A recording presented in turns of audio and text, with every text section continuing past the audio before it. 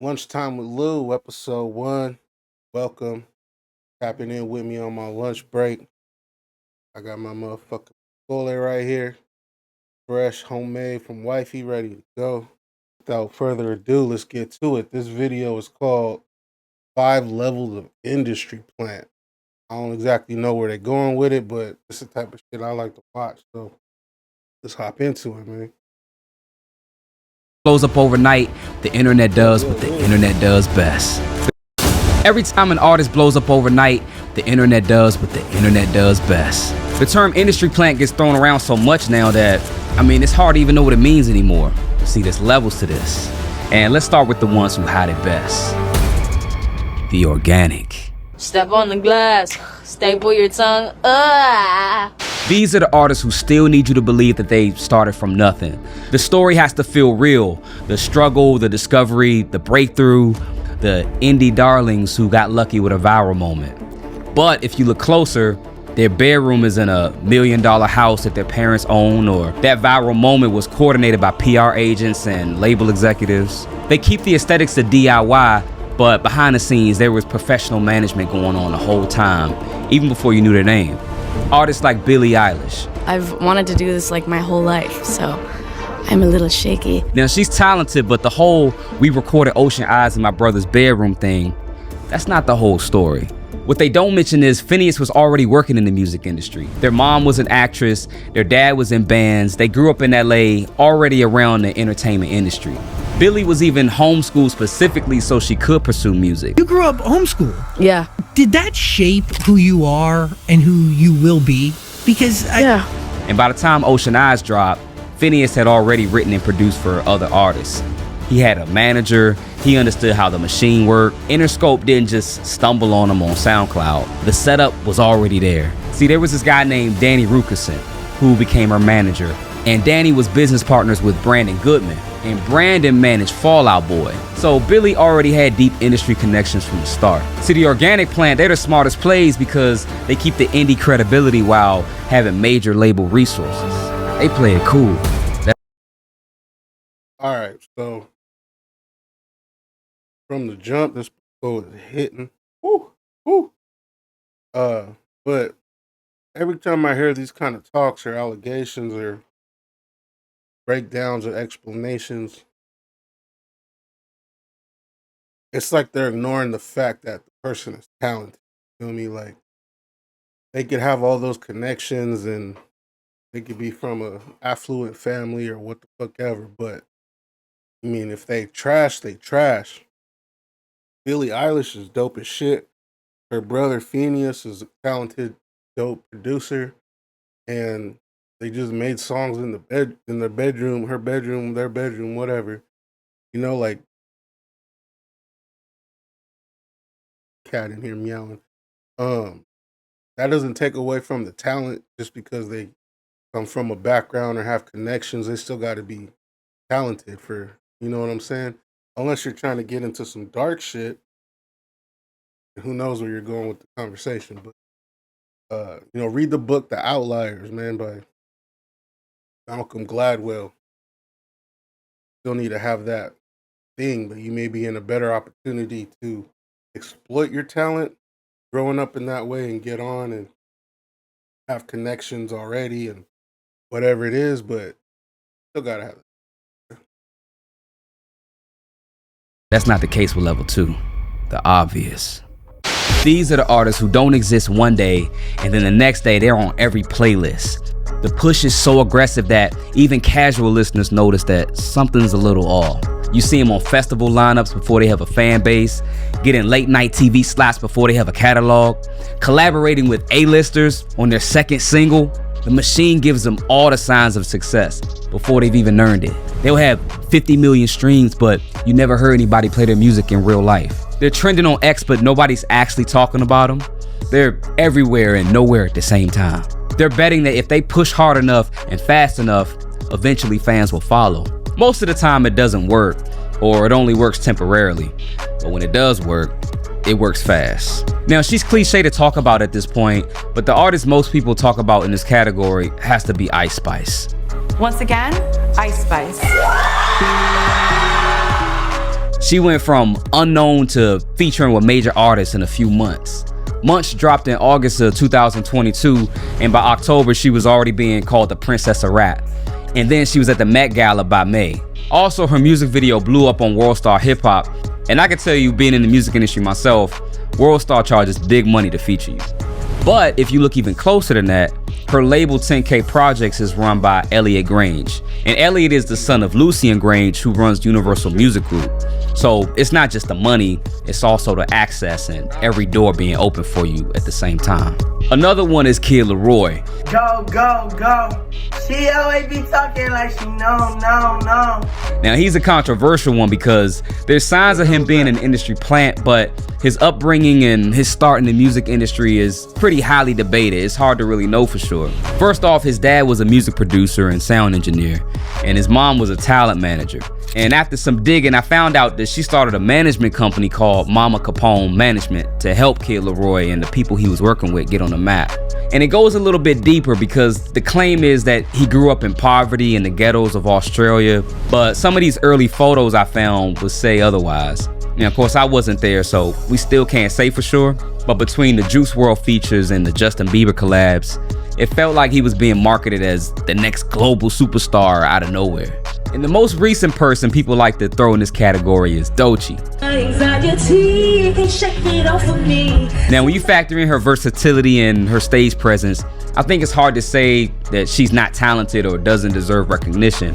But everything was just so aggressive with her rise that people were calling her a plant before giving her a chance. So she signed to TDE, Kendrick's label. They're an independent label, but they got ties with the big three record companies, Sony, Universal, and Warner.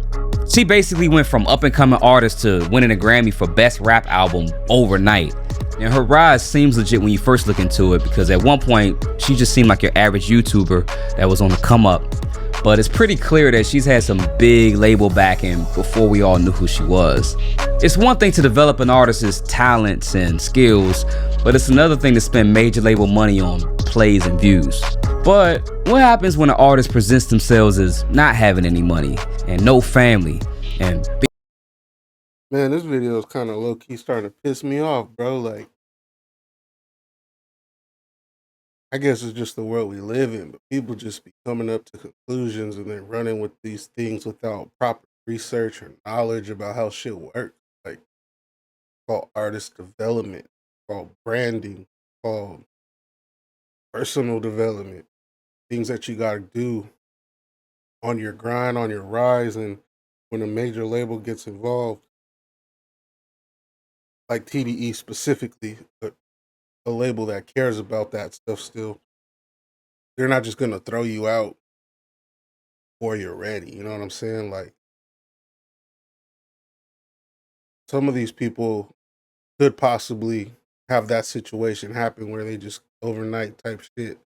But like Doechii, for instance, you know what I'm saying? Like, she got signed and then they helped her develop her brand and her aesthetic and her relationship with her fans and all that in a certain type of way before they drop it, because they're building careers over there. They're not just signing people who got something hot and throwing them out there so they can make money off their ass and then on to the next. You know what I mean?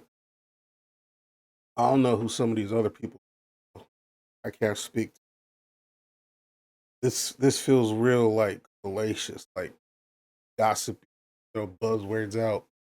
It ain't really. Yeah, Charlie Murphy don't agree either, huh? All right, man, my lunch break ticking away. Let's get to being 16 in the middle of Miami. Amethyst Amelia Kelly, aka Iggy Azalea. First things first, I'm the realist. Drop this and let the whole world feel it. A white girl from Australia, but you would never know that from listening to her fake urban southern accent. Better check my tax bracket. What you think was gonna happen? Nagging, now he's leaving, and y'all. Is he trying to say her accent is passable? All right, all credibility. Broke up like madmen.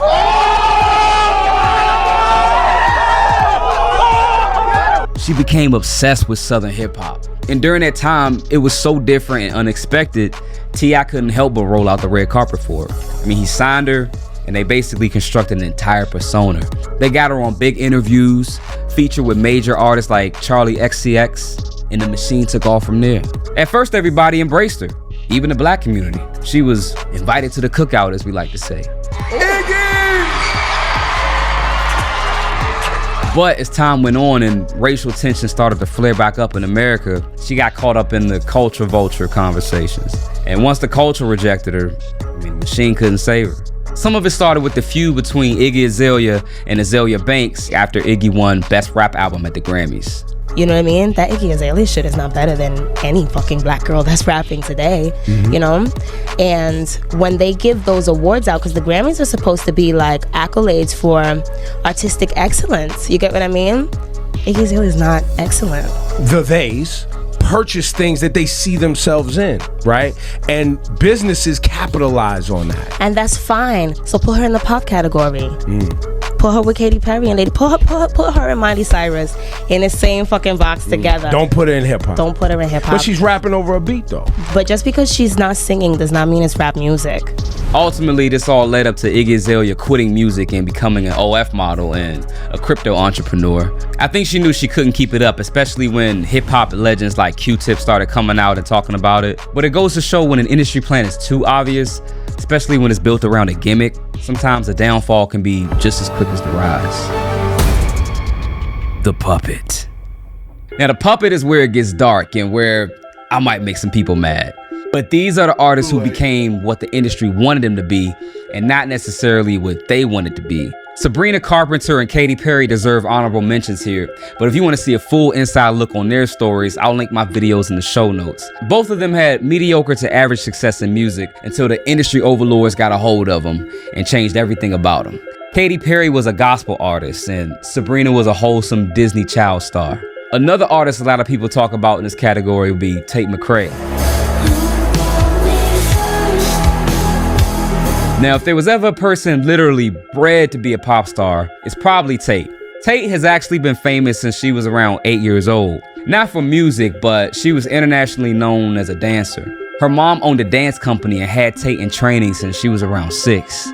Now, everything blew up for her after she posted a YouTube video of her singing an original song called One Day, which has blown up to over 40 million views. I've understood that you will never be mine, and that's fine. Now, usually you wouldn't label this kind of rise as industry plant. I mean, Justin Bieber got the same kind of start on YouTube. But her brand shift is where the water gets a little muddy. She had pretty good success as the bedroom singer-songwriter, but even pop fans got caught off guard by her sexy pop diva rebrand. But who we really gotta talk about is Lady Gaga. Stephanie Germanotta was playing piano in New York dive bars in 2005. She was doing jazz standards and just wearing normal clothes. And then she got signed to Def Jam at 19, but she got dropped after 3 months.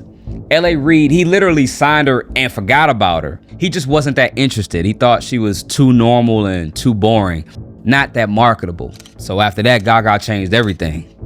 She was ready to be what the industry wanted her to be. She started studying what worked, what got attention. She analyzed Madonna's career. She dumbed down her skills, simplified everything, and focused on one goal: fame. By 2007, she was a completely different person. She was go-go dancing, setting her hairspray on fire. She wasn't Stephanie anymore. She met her producer Red One and got hooked up with Akon, and they just went straight up synth pop. But the interesting thing is, she never really hid that she was just playing a character. But usually there's a consequence that comes with not being yourself. I think people, real fans, probably knew deep down that there was something going on. You know, letting go of who I was before, and I don't mean becoming, you know, Lady Gaga and leaving that behind. That's not what I mean by that. What I mean is, you know, my life is different now. The whole Joanne era is where the cracks really started to show. She tried to strip down the sound and perform more as Stephanie than Lady Gaga. It was her trying to find herself again. But the public didn't want Stephanie. They wanted the monster. They wanted the spectacle, because that's what sells. But what if you could sell your music whether it was good or not? That's the case for level 4. I'm confused. So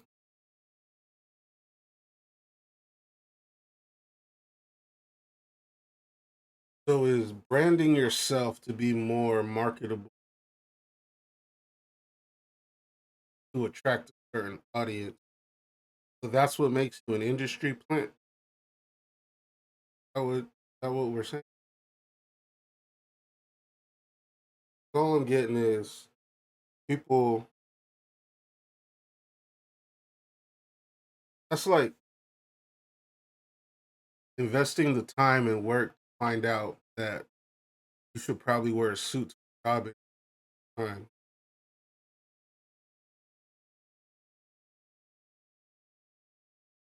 Present yourself as the job you want to be type shit.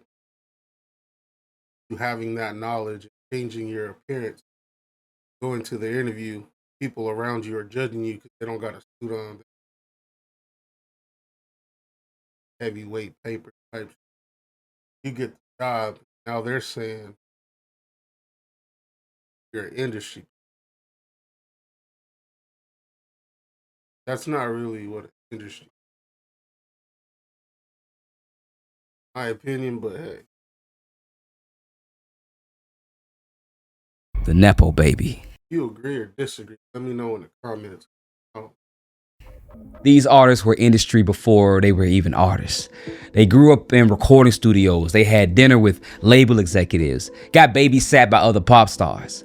They'll talk about their journey, their struggle, their grind, but they had access to producers, writers, studios, nannies. They could fail as much as they want and still get another shot. The Nepo baby has mommy and daddy to give them every opportunity they need. Failure is not possible. Willow and Jaden Smith were destined before they were even born.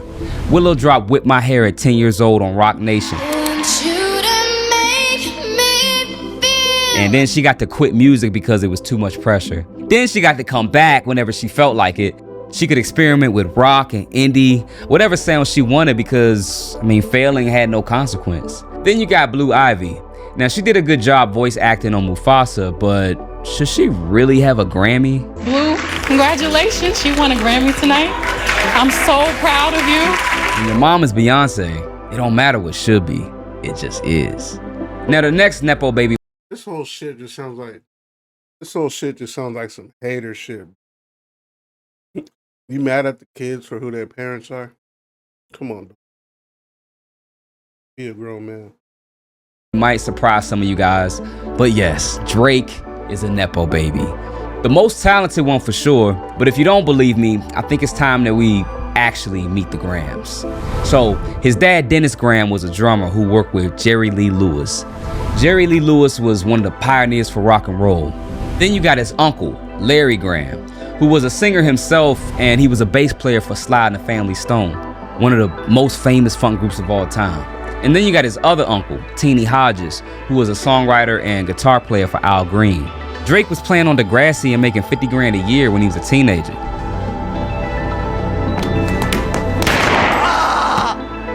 When that ended, he had money and connections that could fund his own mixtapes. Now, started from the bottom is great branding, but the bottom was middle class with industry connections. But the most successful and possibly the saddest of them all is level 5. The super plant. The super plant is as close to a robot as you can get. They don't write their own music, they don't choose their image, they don't control their social media. They show up, perform the role they've been given, and then they just collect a percentage. Most of them started from childhood and have even been put through development programs. There's people that control what they eat, control what they say. They'll pretend to date somebody just because it's good for their image. Their whole life becomes content. And sadly, they're the ones that usually have the most trauma and depression and mental health issues. Britney Spears is probably the most tragic example of the super plant. When Britney was on the Mickey Mouse Club, it was basically an all-star training camp. You had Christina Aguilera, Justin Timberlake, Ryan Gosling. They were all kids being groomed for stardom. But when Britney signed with Jive Records when she was 15, they created the whole package for her. Britney could actually sing, but they were giving her baby voice pop songs. And then they even controlled her virginity, because she wasn't a virgin, but they told her she had to tell the public that so she could stay pure. I'm just wondering how you feel about all the constant speculation about your virginity and whether you are a virgin or not. I really wish I would have never said anything to begin with, because I'm kind of stuck in this little place where people are always asking me. But You know, that's just something that's part of growing up, and that's just something that we all have to deal with, so. They wanted to keep that young and innocent vibe, but at the same time, they were marketing her to be provocative. By the time she was in her prime, she had been in the industry so long that she was already starting to lose herself. She got married for 2 days. She beat up a car with an umbrella, shaved her head. The constant pressure of being one of the most famous people on the planet, I mean, it completely took over. The conservatorship made it even worse. She was unfit to control her own life, but fit enough to release albums and generate millions of dollars. Then K-pop takes this to a whole nother level. They treat music like it's an Olympic sport. They take 12-year-olds and they call them trainees. They keep them in dorms and they make them practice 16 hours a day. They give them personality types. And then in the end, when the company can't make a profit off of them anymore, they disband the group. But the Asian music markets, what they tend to do is they learn from the American music market of the past, because this goes all the way back to NSYNC and the Backstreet Boys. Both of the groups were put together by Lou Pearlman. He was a music manager who both of the groups actually ended up suing in the end. But he held auditions and he picked the members of the group, gave them the music, told them what words to sing. He even did a whole marketing campaign where he put the groups against each other. And the worst of it all, in the contracts, he put himself as one of the members of the group and was stealing money from them. But at the end of the day, the super plant pretty much has no control. Now, there's quite a few artists I didn't get a chance to talk about in the video, so let me know in the comments who you think is an industry plant that I didn't mention. And if you enjoyed this video, watch this one next for the full breakdown on Katy Perry, or watch this one for the full breakdown on Sabrina Carpenter. I'll catch you over there. Until next time. All right, man, that was the 5 levels of industry plant.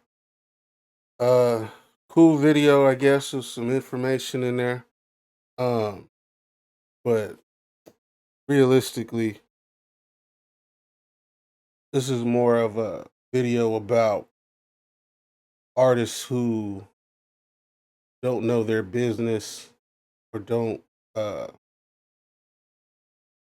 what's the word? They basically signing away their freedoms, like you said, for the fame or whatever, and letting industry people, use them for whatever business agendas they're trying to push. Which is, yeah, but I feel like an industry plant is more of taking someone who's got nothing going and then creating something and making it look like it was never that. Feel me? Like literally out of nowhere. And I feel like it's more of a relevant thing in pop, but it's just not really a taboo thing. Putting the boy bands together, or you know what I'm saying, female singers or whatever. And in rap, I feel like there's more nuance to that. Because with rap, that it's so easily accessible and independent driven nowadays that once you figure out some marketing, your shit can take off if you got good music and talent. And it might look overnight, but it could have been overnight, honestly, but that don't necessarily make you a plant. There has to be like big money behind you and shit. Like the Dolce one in particular, I felt that one was some. But the pop stuff, yeah, you can that way. Yeah, overall, this was cool. I don't know. I probably would have preferred to go take a. Let me not say that. Anyway, man, I hope you enjoyed the video. I hope you enjoyed your lunch break. Don't forget to wash your hands if you go to the bathroom before you go back, man. Y'all have a good one. It's Lou.